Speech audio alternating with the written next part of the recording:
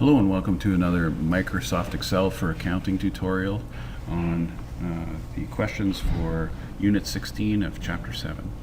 So the first thing we're going to look at is we're going to look at question number 27, and it says you want to record the following transactions on page 10 in a journal. Okay, so it says first of all, May 7th, cash slips 48 to 57 for $2,000. Sales tax exempt. That means that there is no sales tax, there's no PST. So you'll see over here $2,000 is the sales, and it tells us, it doesn't tell you have to figure it out, it just tells you GST is 140. So I didn't use a formula because they told us that. Then you just have to add those two. So the best way to do that is just hit the sum button and then highlight those two and hit enter. All right, let's look at the next one. Oh, by the way, this is a credit, so that's why these two go second. So sales is always a credit because it is good for owner's equity.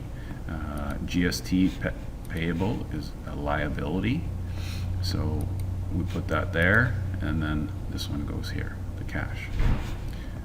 These two are indented because they're credits. Now, next one, May 7th, invoice number 6, sale on S. Cox for $548. So the sales is a credit, so it goes to 548. Oops, typo, 548. And then it says that in this case the GST is 7% and the PST is 6%. So I'm going to go equals this one and shift 8, which is the asterisk or the times, 0.07, and then this one is going to be equals the sales times, which is shift 8, 0.06, and then enter. And then you can auto sum it. Enter. Now, this is a credit, so it should be indented, indented, and indented. And this one works the same, this one works the same, and we're going to jump all the way down to when you have to pay an expense. Okay?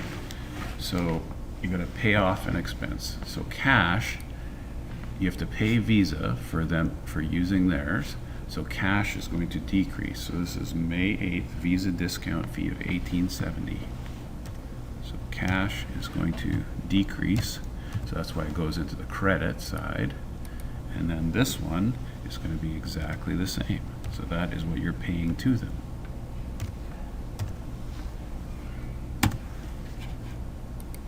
And that is how you fill in a journal for GST payable and PST payable. Thanks for watching.